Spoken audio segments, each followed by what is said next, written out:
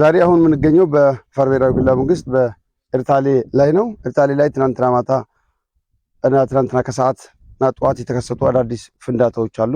ስለዚህ ከነዛ ፍንዳታዎች መካከል አካባቢው ማህበረሰብ ላይ ያደረሰውን ጉዳትና የሚያክል ጉዳቱን ብዙም ባንሰማም ግን አካባቢው ላይ ከፍተኛ የሆነ የአሽ እና እንደዚሁም ደግሞ የተለያየ የቮልካኒክ ቅሪት የሆኑ ምስሎችን ያስቀመጠና በጣም ከፍተኛ የሆነ የዳመና አይነት ሽፋን በአፍዴራ ሰማይ አካባቢ ላይ አሳይቷል። ስለዚህ ከነዛ ውስጥ አሁን አዲሱ ፍንዳታ ወደ 9 ሰዓት አካባቢ ላይ የፈነዳውና መሬቱም ይሄ የተሰነጠቀው መሬት በኤርታሌ አካባቢ ላይ ያልነበረና ትልቅ ጉድጓድ የፈጠረው ይሄ የ9 ሰዓቱ ነው።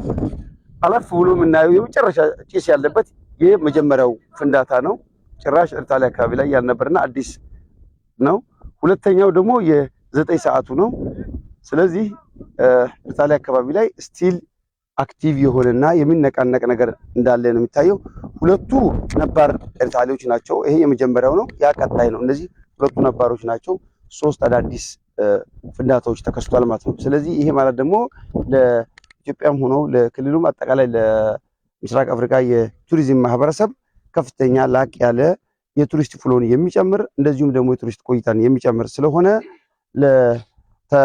ለተከሰተው የቮልካኒክ አክቲቪቲ የቱሪዝምን ፕሮሞሽንና እንደዚሁም ደግሞ የአገሪቷን የገጽታ ግንባታን የሚጀምር ስለሆነ የሚዲያ አካላቶች እዚህ ላይ እየተረባረቡና ፍሎ ቢጨምሩ በጣም ጥሩ ነው ለማለት ያህል ነው። ምክንያቱም እንደምናየው 3 አይነት የፍንዳታ አይነቶችን ነው። 2 ጉድጓድ የነበረውን ደግሞ ወደ 3ኛ ጉድጓድ ነው። ስቲል አሁንም አንዳንድ ድምጽ እየሰማን ስለሆነ አሁንም አክቲቪቲ እያደረገ ያለ ነገር አለ ማለት ነው። ስለዚህ የፈነዳው ኤርታሌ እምብርት ላይ ነው ያልነው። አይሄው ከሁለቱ ጉድጓዶች ወደ ቀኝ የሚቀር ወደ ፀሐይ መውጫ የሚቀረው ጉድጓድ ነው።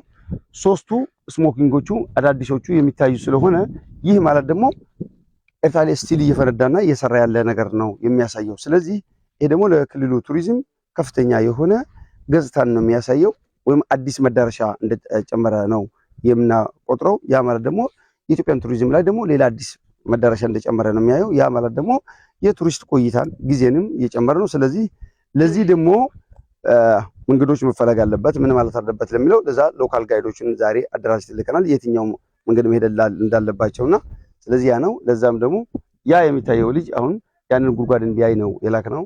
ስለዚህ ይህን ይመስላል ነው።